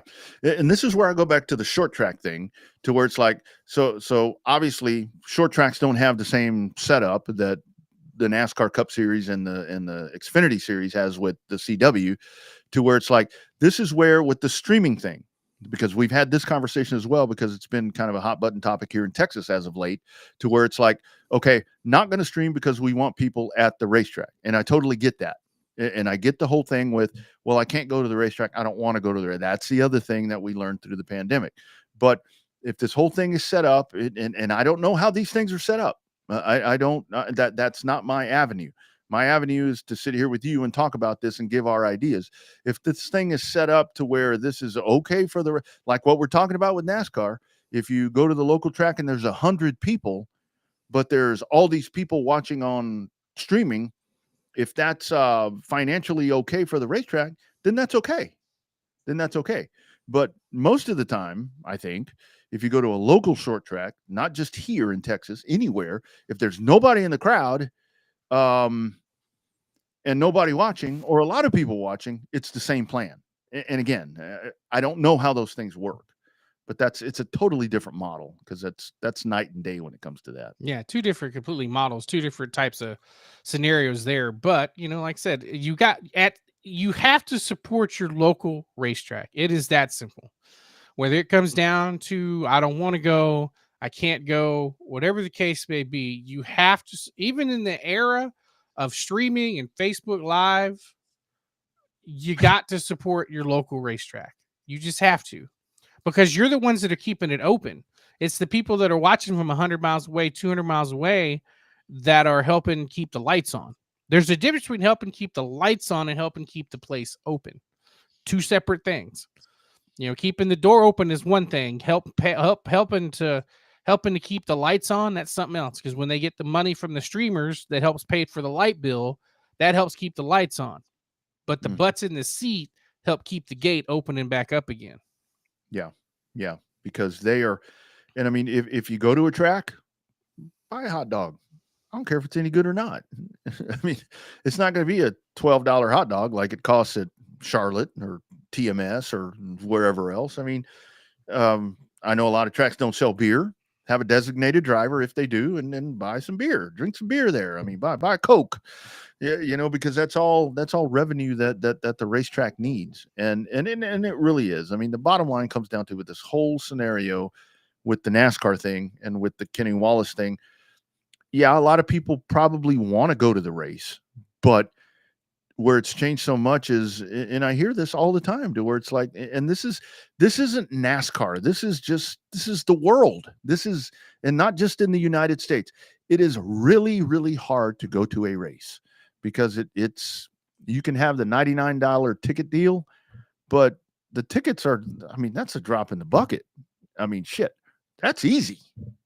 That's easy. It's all the other stuff. Yeah, tickets are the easy part. It's coordinating the trip to get there, the gas to get there, the hotel, the food, the traffic. All that is the tickets are the easy part. Yeah. Yeah. And then you go, and I mean, you got to get Junior a keepsake. Hey, Kyle Larson's my favorite driver. Let me go get you a $45 cap. I mean, I thought about taking the nephews to the Monster Truck Show in San Antonio, the Hot Wheels one. Yeah. Tickets were $40 a piece. There's $120 right there. That wasn't necessarily the bad part. It was going to be the $20 to pay to park there at the Frost Bank Center in San Antonio. Yeah. The gas to get down there, the time, a little over an hour, about an hour and 15 minutes from my place down to San Antonio. And then the merch. You cannot take a young child to a Monster Truck Show and expect them not buy anything. Yeah. Yeah. When Tracy and I were in Mexico last week or 2 weeks ago, whenever that was, we were laughing because we were walking through one of the nights. They had we saw a fire show. They were twirling fire sticks and all this other stuff. And there were all these vendors that were set up there, and they had teddy bears and then all these really neat little, knick-knack things and all this, whatever. I don't know what any of that shit cost, but we were walking through there, and we go by the teddy bears and we go by the little toys and all that. And Tracy's like, remember when we would take the girls somewhere and it's like, I want this, I want that. And, this would be, and somebody's going to say, well, you don't have to get it for them. You don't want to be, an asshole like that about that. I mean, and then, the kid, well, you get one thing, it's really hard. And that is the good thing about local tracks. That it's still somewhat economical, I think. I haven't been in most part. I mean, tickets about $20. Yeah, so it's a good show, but that's the other part about it is, you want to spend $20, or would you rather your $20 go to the racetrack and stay at home? I'm just old. I love being there. I'm actually, I was going to message you. I've got a standing meeting that, standing since I've gotten the job that I have right now, that is usually the first weekend in December. That thing has been moved out to like right before Christmas. I'm like, you know what? I might go to the Snowball Derby. Might be a good time to go back to the Derby. Yeah, I think I might just go to the Derby and watch the damn races. Because that's still a good deal. $140 for that whole time. And speaking of that, I think the reserve tickets are only good until Friday. Yeah. The 1st, August 1st is tickets open right back up. So if you have not got your tickets to the Snowball Derby, got to call Miss Pat and them to get your tickets renewed right there before Friday. Yeah, because if you don't, we might get your tickets. So yeah. Or maybe they'll give us some. Oh, well, that's a whole different discussion. But I don't think they're going to give us anything. But so boy, this has just gone into church. This is the time where if you want to come up for communion, we'll give you communion. Bobby has his beer there, and I have my beer, and we'll give you your communion after all of this preaching that we've done. See, that's what happens when the guest thing kind of shuffles up. And thank you, Max. That's really cool that he jumped on right there. That dude is so cool. It was like if I'd been waiting in the car and then I jump out to go talk to us, I'd have been like real short and wouldn't want to have said much. And we threw every damn thing at him. And he still, I was over here talking Spanglish to him, and he's still just like, boom, answering the way that he should. But anyway, Throwback 276 or Throwback Classic coming up there at Hickory. And this is where I know that we've got our friends at Cotton Bowl Speedway that are going to be racing this weekend, but and definitely get out there. Night number 2 of the Summer Shootout Series, and the Stems South Texas IMCA Modified Series will be there. God, it would have been really cool if they'd have gotten a race in Corpus, because you'd have had 3 of them all in a row right there. Yeah, only drawback is that Kennedale's running IMCA Modifieds that night too up in North Texas, so probably going to hurt the Stems car count a little bit coming this far south. But the best thing, no rain in the forecast. Yeah. That Saturday thing was. Remember, I texted you Friday. I'm like, dude, I wouldn't leave too early because I was watching the weather, and it was like it was just supposed to swarm. And that's exactly what it did, because we were going to do the kind of alt cast or whatever, at the race ranch. And I was all primed up. We did this test on Friday night. I mean, we're sitting here. We worked for an hour and a half. And it's like, boom, we got it. And I was out playing 18 in Pflugerville, and they're like, don't rush. It's canceled. You had texted me also. First you text me, Texana's canceled. And then the King of the Hill is canceled. Holy smoke. I was in Costco. Like, I was trying to get some stuff done, because Monty posted that video in the morning. The track looked great because it got enough water, got enough rain. That the track itself looked pretty good. Grounds, you could tell, were a little wet, but not anything horrible. Mm-hmm. And then went into Costco, came out of Costco, and kept getting a bunch of notifications on my phone, and looked down, and sure enough, it rained enough to cancel it. About an hour later, the rainstorm made its way to Corpus, canceled down there, and then I looked around a little bit more and saw that the King of the Hill got rained out too. So and that's what's so weird here in Texas, because it's like you look at the Texana pictures and the Corpus pictures, those places were dry before that. I mean, because we had the torrential rains a while back, but they had been able to dry up, and it was just like it just came. When I saw the Friday thing, I'm like, okay, it's not going to be that bad. I mean, golly, man, those places got tortured by rain. But you'll have Cotton Bowl Speedway. The Throwback Classic will be going on at Hickory, and that's really something cool to see. And you can watch that on Flow. And so you've got 40 late model stock cars entered in that. Josh Berry's won that 4 times. Bobby McCarty's won it 3. Alfredo's won it twice, and it's a stacked field. And I have to tell you, with the late model stock cars this year, Bobby, from just what we've seen, kind of got a little inkling that this might be the Jared Fryer time. Is he running? Is he running a throwback to Pops? I don't know what he's running. I haven't seen anything for Jared Fryer, but the 14 car is entered. Caden Quapple is entered in that race. Lane Riggs, Deke McCaskill, Mason Bailey. You got a pretty good list. Caden Honeycutt, obviously, in the 17H. Cade Brown is in that race. Carson Lofton, Connor Hall. So Landon Lewis, Trayton Lapovich. So you're going to have the best of the best that'll be going at it in the late model stock cars. And then 27 cars in the pros. Pretty stacked field there as well. Our man Seth Christensen is in that one. Dawson Sutton, Mason Diaz, Caden Quapple in that as well. Keelan Harvick, I saw his throwback coming today. Casey Roderick is in that. Katie Hedinger. So Spencer Davis. That's going to be an underrated show of the weekend. It's going to be that pro show. I think that pro show at Hickory is going to be the underrated. We'll be talking about that one on Monday for better reasons than normal. I don't think it's going to turn out to be as a shit show, but I think we'll be talking about that one on Tuesday for sure. Absolutely. And we'll, of course, recap all of that next Tuesday. And if you're a pavement fan, if you're a short track pavement fan, this is your weekend to watch a streamer and prop down at home, because you have that's going on Flow. And then obviously on Racing America, you've got at Mobile, you've got the Southern Super Series that are going to be there for that one. And they're stacked. Bubba Pollard is entered already there. Coming off another win yet is Cole Butcher, as he won last week, the Redbud 400. You got Connor O'Kresick, Matt Craig, Dustin Smith, Jake Finch. So shit, Mobile going to be hopping. Mobile's the one that I worry about the weather towards. Like, oh God, here we go. We go. And if that ain't enough, And there's more. We're like that. The infomercials, UARA, the super late models will get after it with the Billy Joe Ingram Memorial 154 going on in Auburndale. You can also catch that on Racing America. So yeah, that'll be good. That'll be a good one. That's going to be really good. That's going to be really good. So pavement short track fans, a couple of streamers going to have you covered, and of course our great friends on the dirt track streamers. We'll see what Cotton Bowl and so forth. So yeah, lots of stuff going on this weekend. I may go to I know I usually say I'm going to Cotton Bowl, but I think I am going to go this time. I got nothing else to do, so I got to tell you, man, I need to get my ass back out there, but this is just a little bit. And what's going to happen? I tell you, it's just my luck, just my horrible luck. I'm going to sit home to watch all of these races on my Tom McKay home speedway system, and they're all going to get rained out. I'm not wishing that upon them, but I don't think that's going to happen. But that's kind of the luck that I have when it comes to doing stuff like that. Can I also say that Indianapolis, the other observation that I had, I kind of have a crush on her. Catherine Legg, top 20.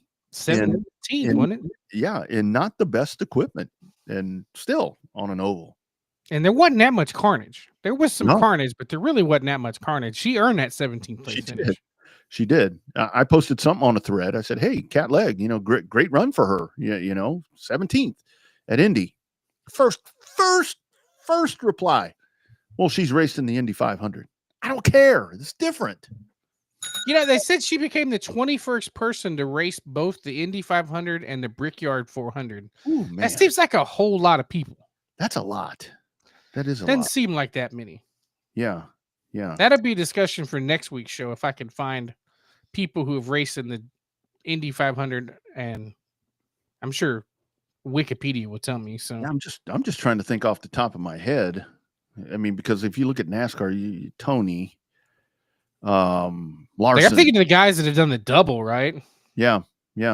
John Andretti probably would have been one. Robbie Gordon, it's like 4. Catherine, that's 5. Shit. Yeah, because back in the the days with the Allisons both ran that, and Cale. Oh, let's see. Hold on. Let's see here. NASCAR.com actually had it. Oh yeah. Lay me this list because right. I'm curious. This will work. All right, hold on. See, on the fly right here, guys. On the fly.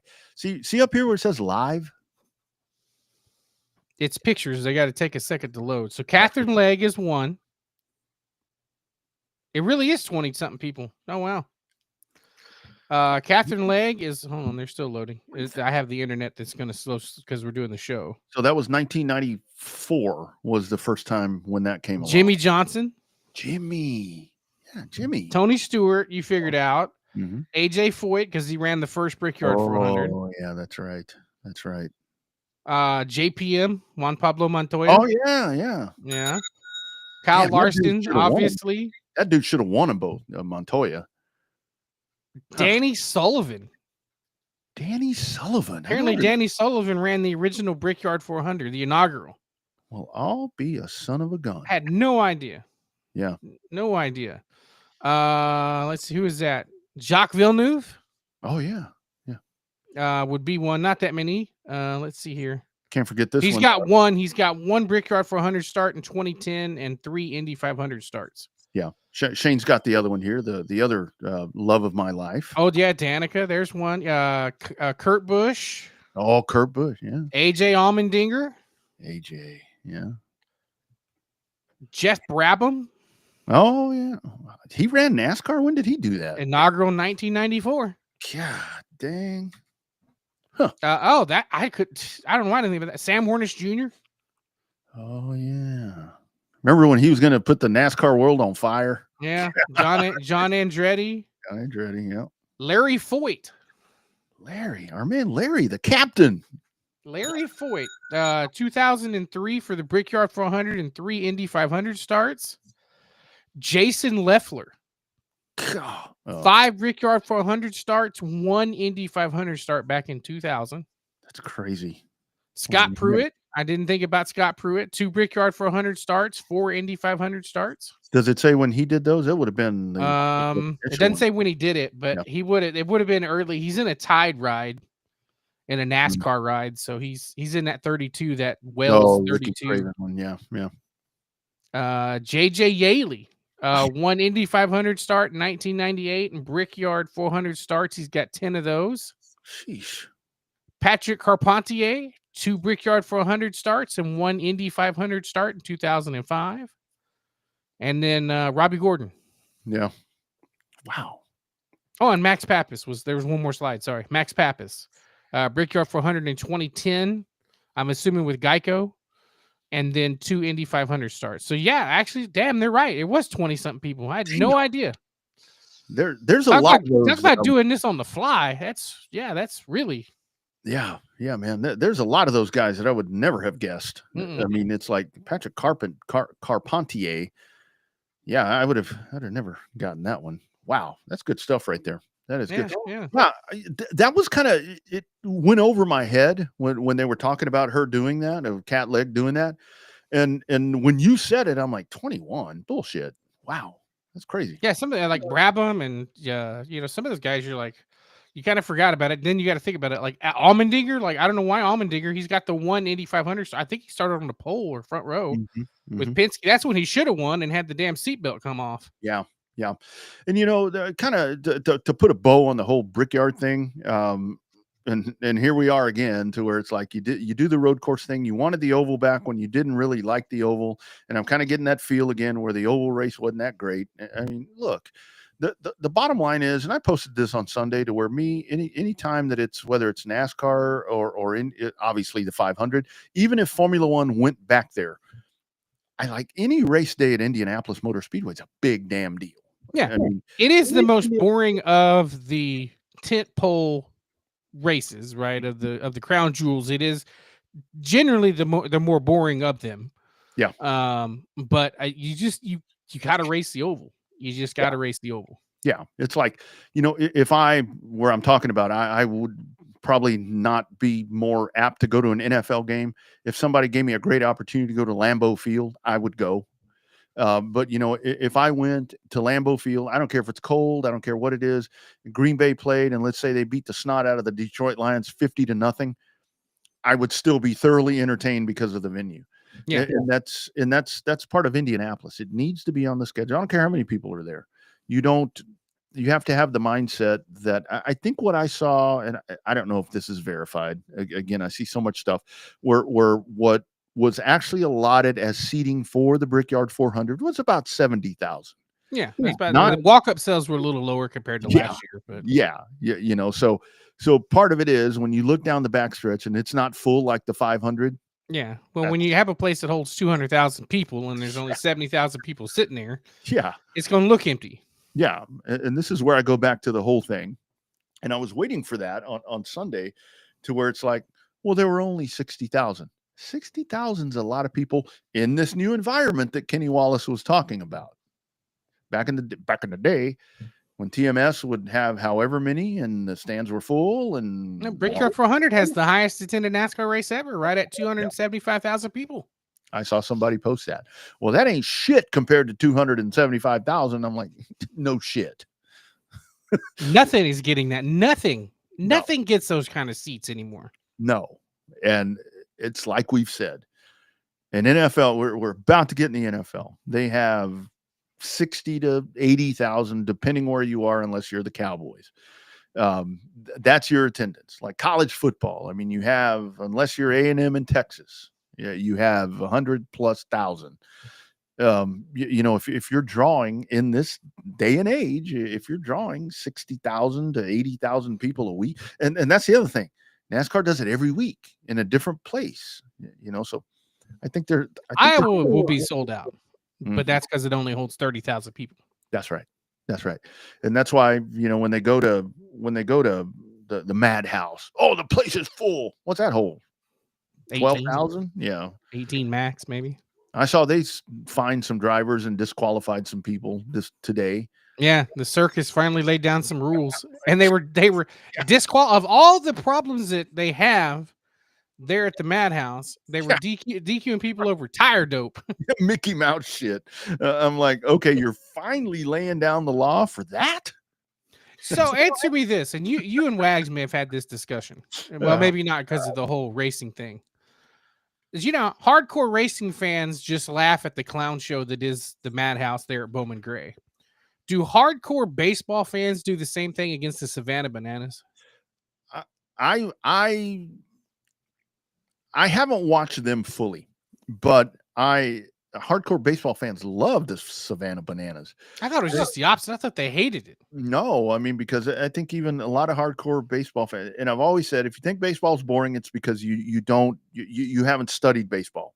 Because it's like that was one of the things that I learned as a kid is I'm not very good at baseball. I'm going to get in here. I'm going to learn this game to see what's so fascinating. And there's lots of things that are fascinating about it. But I think the fact is that a lot of hardcore baseball fans will tell you that it gets boring and they want to be entertained. And we're at that whole part of society to where it's like, okay, catch my attention right now and keep it. I'm going to give you 2 hours to keep my attention. And they do a really good job of doing that. And they're coming to Round Rock. They're supposed to be here, I think, in October. They're playing at Texas Tailgaters. Yeah. Somebody I know actually won tickets. They won the lottery to win tickets. You get 4 tickets. Yeah. So we're like beating doors down. It's like, hey, we can come out. No response. But it's not Del Diamond that's doing this. This is the whole whatever that is. I mean, when they're selling out Fenway Park and Pinnacle Field and all, where I would totally do Savannah Bananas right now? I would totally let them play the week after the Bristol Classic and let them play there. Let them play Bristol. Yeah, I bet they would. I bet they jam that place. I mean, you talk about that, perfect. I mean, they do it to football stadiums and all that. That's perfect place because you set up all that money for one game. Bring the Savannah Bananas in there the weekend after the Speedway Classic. Yeah. Make some money. Make you some money. Print that paper. You would make up what you're going to lose because I mean, look, if the Braves were beating the door down in World Series contention, maybe. I don't think that's going to be a very well attended game. I mean, that would be perfect. Like for the way and they've done a really good job with that place, by the way. It looks really good. The people that aren't race fans are talking about it being on MLB The Show. Yeah. On the video game, they're like, no, that's real. It's looks just like that in person. Yeah, that's a real field.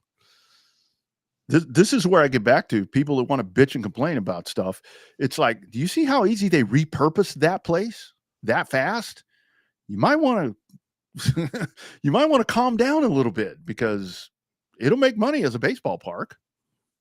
But yeah, I run this. Put the Savannah Bananas in there the week after the Speedway Classic. Lead that just like Bristol did with Dirt. You ran the World Outlaws over there. You ran all those 4 cylinders, Crown Vics, late when they ran that World Series of Dirt or whatever, at Bristol right after they keep it on there for a month. Mm-hmm. Yeah, let the Savannah Bananas play baseball there at Bristol. That would be a show. Yeah, a lot of people that I wouldn't think would enjoy that actually do enjoy that. So I watch them on YouTube all the time. Yeah. No, I mean, it's what I like about them is, I mean, it's really, I mean, like the Globetrotters, they don't lose. They always win. These guys lose. I mean, look at the standings. They're not that good. Yeah. Well, they're adding 2 more teams. Apparently, they're going to do a banana ball league with 6 teams. So you have the Savannah Bananas, the Party Animals, the Texas Tailgaters, the Firefighters, and 2 more teams to be announced. Damn. See, they need to come up with like a football league like that because the UFL is like that heart monitor is going. Doot, doot. Well, only if you're a USFL franchise. Yeah, and that's where. Well done, San Antonio. There's no problem of losing that team. Have you seen, speaking of that, have you seen some of the Spurs are trying to get a new building downtown, and they're pledging like $1 billion that they're going to throw at this, and good for them because you don't see a lot of franchises doing that. I didn't know this. I heard this today and maybe you know this, that the Missions, I did not know that the Missions are now partially owned by Ryan Sanders baseball group. So they're trying to get like a ballpark, what's that? It's not VJ Keefe anymore. It's called whatever it is. It's way the hell out there. Oh, Nelson Wolf. Nelson Wolf. So now they're trying to get like a ballpark in downtown San Antonio. Yeah, they want it right there where the Texan cultures were. Damn. They want to put it right next door to the arena. Wow, that'd be tremendous. I mean, because there's so much to do down there. Because there was talk about them and UTSA sharing the field since UTSA brings money to the Riverwalk every game day downtown San Antonio. Well, and I think part of that too is like the Alamo Dome's supposed to be repurposed or not repurposed, reimagined, redesigned. Yeah, redesigned. Hey man, I'll tell you what would be great in San Antonio after going to the dirt in the dome. Let's do dirt at the Alamo Dome. That'd be good. No place for pits. Oh hell, they can find somewhere. Yeah, no place for pits. That's why the dome in St. Louis is actually multi-purpose, because they got that big ass room for pits down there. We can throw that out. We'll throw that out on socials. Shit, we'll have 100 people entered by tomorrow. I'd go. Mm-hmm. I'll bring my stuff. I'll be there. Let the track get a little character in it, and they'll be like, "Nope, I'm loading up my shit. I ain't racing tonight. Can't go. Can't do it. Got to race next week somewhere else." God, we're bitter old guys. Years and years of doing this program. Damn, dude, we're going on 2 hours. All right. Great program. And just think, we had to go by the seat of our pants, and we still managed to figure this out. I know. We need to 50 talking about wrestling.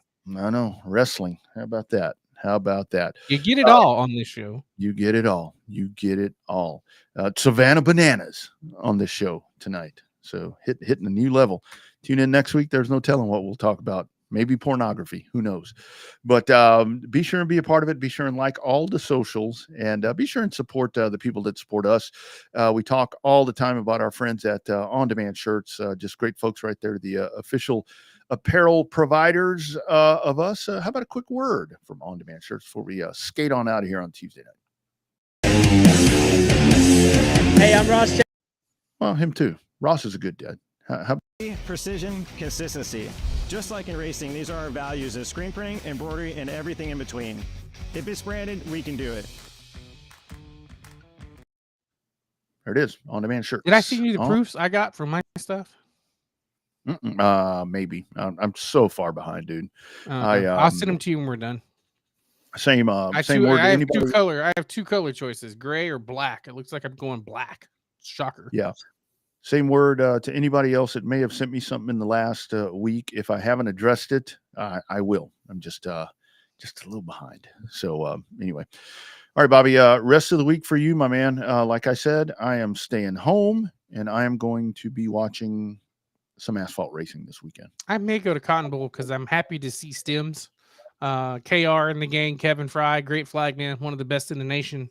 And then our good buddy KR, who's always been good to the show. I can go down and hang out with him, and then hang out with H there in the tower. So looks like that's probably what I'm pushing 90%. I'll be there. Plus I get to see Joyce, that she'll probably cook something. Oh, sexy Joyce. Yeah, absolutely. That's worth the trip right there. I may have to think about my plans now if that's going to be the case. Last time I was there, she had fajitas. What? Yeah, she made fajitas. Yeah. Queso and everything. She made queso, fajitas, all kind of the full-fledged when the races are over inside that office over there. Not only that, you get all the great commentary from her too. That's the best part. A lot of times that's better than the food. Just hearing the thoughts of the great Joyce Shepard. Like I said, my biggest problem is that when I go, I don't come home real early. I stay out a little too late because, when the promoter wants you to drink a little alcohol with him, you got to drink a little alcohol, and I don't like to drink and drive a whole lot. It's not good. Well, you better be having a ride share, mister. That's right. That's right. Do it responsible. That's right, mister. And if you get in trouble, I'll call you a bum. Somebody called me a bum the other day, and I'm like, all right. I posted something on Twitter or X, and they're like, "You're nothing but a bum." I'm like, I hadn't heard that one in a while. It's a stretch nowadays. Yeah. I'm like, bum? All right. Sounds good. Bum.